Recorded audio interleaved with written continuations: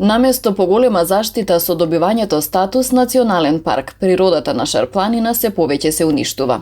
Членовите на планинарските друштва секојдневно се сведоци на мини депонии во срцето на планината. Во период кога планинарството станува модерно, свеста на посетителите е на најниско можно ниво, па зад себе го оставаат отпадот кој го носат од градот. Снежана Новаковска од ПК Тетекс вели дека што поскоро мора да има ренџери кои ќе изрекуваат казни за ваквите случаи.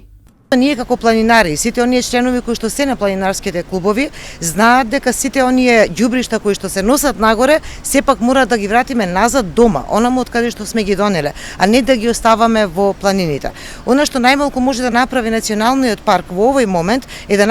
да постави ренџери на овие места, некоја си контрола која што ќе казни дел од планинарите кои што ќе го остават тоа ѓубре, за да понатаму нели имаме некое си казниво дело кој што понатаму ќе биде пример другите да не го прават ова. Александар Стојановски од планинарскиот клуб Јелак вели дека на Шарпланина се отворија многу патишта низ шумите, па наместо пешачење по неколку часа за искусни планинари, сега планината е многу подостапна и за излетници, кои немаат свест за заштита на животната средина, а се движат и со возила. Со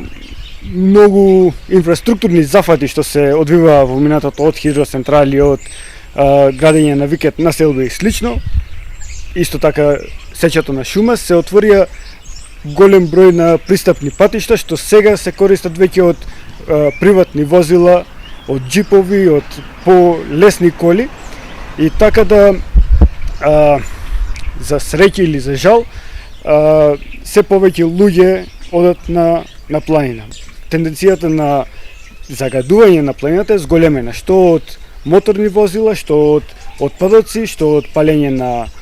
на скара, на оган, и тој тренд ние всушност треба да го намалиме и да ги едуцираме луѓето дека во планината мора да се пристапи со почит кон животната средина. Инаку Министерството за животна средина и просторно планирање се пофали на официјалната страница дека се спроведуваат активности за чистење на диви депонии во Полошко и на Шарпланина.